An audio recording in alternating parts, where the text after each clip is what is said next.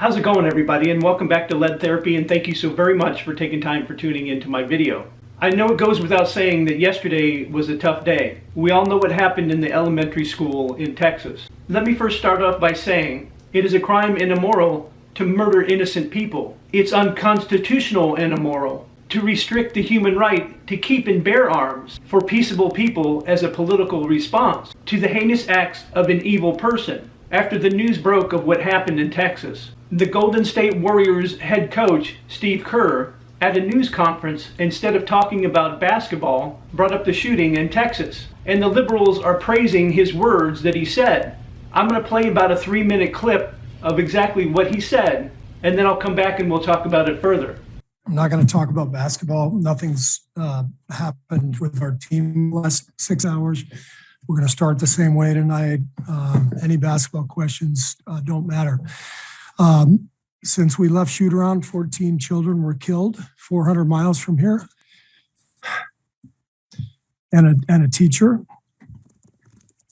And in the last 10 days, we've had elderly Black people killed in a supermarket in Buffalo. We've had Asian churchgoers killed in Southern California. And now we have children murdered at school. When are we going to do something? I'm tired. I'm so tired of getting up here and offering condolences to the devastated families that are out there. I'm so tired of I'm tired of the moments of silence. Enough. There's 50 senators right now who refuse to vote on H.R. 8, which is a background check rule that the House passed a couple of years ago. It's been sitting there for 2 years. And there's a reason they won't vote on it, to hold on to power. So I ask you, Mitch McConnell, I ask all of you senators who refuse to do anything about the violence and school shootings and supermarket shootings, I ask you, are you going to put your own desire for power ahead of the lives of our children and our elderly and our churchgoers? Because that's what it looks like.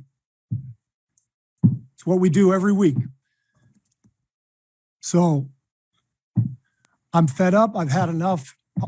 We're going to play the game tonight, but I want every person here, every person listening to this to think about your own child or grandchild or mother or father or sister, brother. How would you feel if this happened to you today? We can't get numb to this.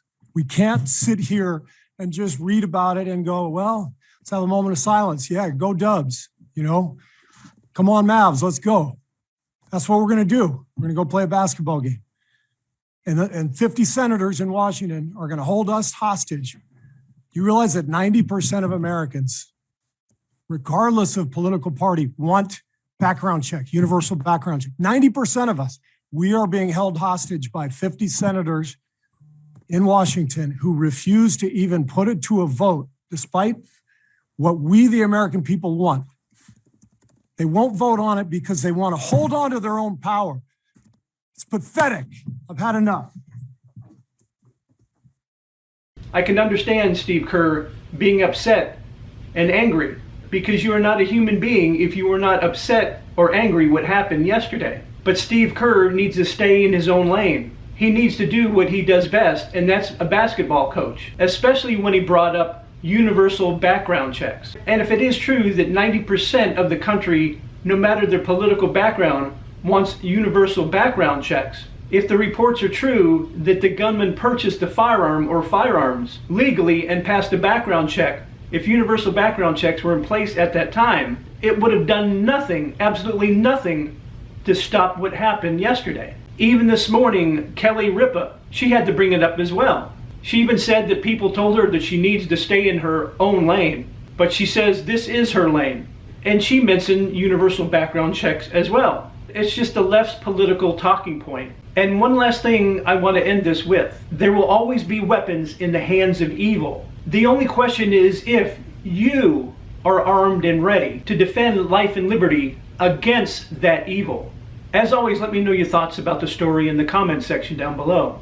And if you enjoyed the video, or if I gave you some information you didn't know, please take time to like, share, and subscribe, and hit those post notifications. And I'll see you guys in the next video.